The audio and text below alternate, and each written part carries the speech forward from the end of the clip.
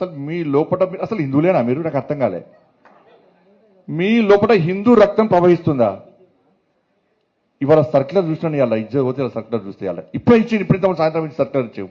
ఏమి ఇచ్చింది తెలుసా సర్క్యులర్? రంజాన్ టైంలో అంటే సాయంత్రం 4 గంటల తర్వాత పోచట వాళ్ళు. నువ్వు రంజాన్కు 4 గంటల తర్వాత వాళ్ళకు ఉద్యోగాలు ఇచ్చిపెట్టి పోతే మాకు ఏమి ఇబ్బంది లేదన్నా. కానీ నా అయ్యప్ప ఏం పాపం చేసిండు? అయ్యప్ప స్వాములు ఏం పాపం చేసిండన్నా? నా అయ్యప్ప ఏం పాపం చేసిండన్నా?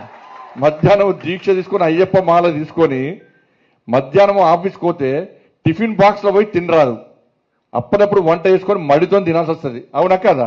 ఇలా ఈ ఉద్యోగస్తులు, ఉపాధ్యాయులు, ప్రైవేట్ ఉద్యోగులు కూడా అయ్యప్ప దీక్ష తీసుకొని ఉద్యోగానికి పోతే మధ్యాహ్నం పోదామంటే ఎవరు ఎప్పుడు తనిఖీ చేస్తారో, ఎప్పుడు సస్పెండ్ చేస్తారో ఒక భయానక వాతావరణంలో ఉద్యోగస్తులు, అయ్యప్ప దీక్ష చేసుకున్న ఉద్యోగస్తులు భయపడే పరిస్థితి వాళ్ళ తెలంగాణ రాష్ట్రంలో ఉంది. మధ్యాహ్నం భిక్ష లేకుండా పస్తులుండి అయ్యప్ప దీక్ష చేసుకునే పరిస్థితి వల్ల గంట సేపు బయటకు పోవాలంటే సస్పెండ్. మరి ఏ పాపం చేసిన అయ్యప్ప?